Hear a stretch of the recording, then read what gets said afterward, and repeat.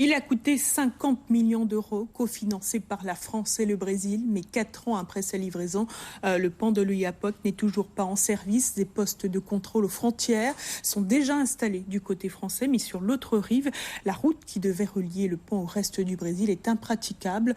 Nos confrères de France 3 se sont penchés sur cette situation. Ubuesque reportage.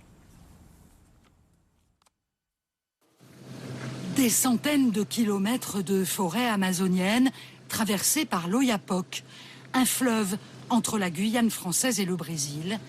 Et soudain, un pont, à Auban s'il vous plaît, 82 mètres de haut, près de 400 mètres de long, un pont désert, un pont aujourd'hui inutile.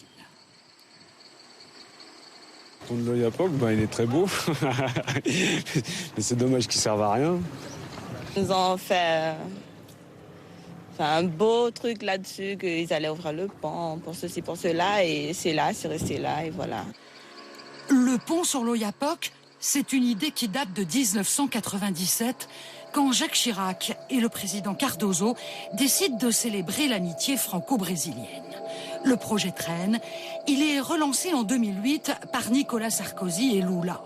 Coût des travaux, 50 millions d'euros et achevé en 2011. Problème, côté brésilien, aujourd'hui encore, toujours pas de route. L'ouvrage aboutit dans la forêt.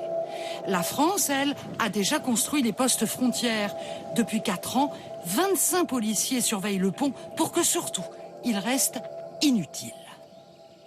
Nous sommes en charge de la surveillance de tous ces bâtiments, bien entendu, du contrôle du pont, c'est-à-dire que pour que personne ne puisse, pour le moment, emprunter ce pont, car le pont n'est pas ouvert à la circulation.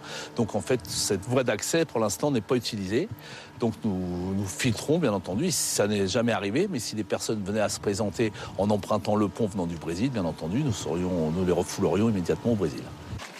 En attendant, Guyanais et Brésiliens continuent à traverser le fleuve en pirogue, sans passeport, sans formalité douanière. Attirés par la perspective d'un pont, près de 3000 personnes sont venues s'installer dans la petite ville mitoyenne de Saint-Georges. Le nombre d'habitants a donc doublé et le maire ne décolère pas. C'est lui seul qui doit en gérer les conséquences. Lorsqu'il y a un apport de population, il faut construire plus d'ouvrages publics, notamment des écoles, pour pouvoir justement permettre aux enfants d'être scolarisés. Et là, nous avons pris un retard énorme parce que les fonds n'ont pas suivi. La commune a été obligée de faire un emprunt pour construire une école et s'endetter. Aucune étude n'atteste de l'intérêt économique des échanges entre cette région du Brésil et ce département français. À la suite d'un appel d'offres international, c'est une entreprise brésilienne qui a réalisé la totalité des travaux. Pas un emploi pour les Français. Des travaux qu'il faudra certainement reprendre si le pont ouvre un jour.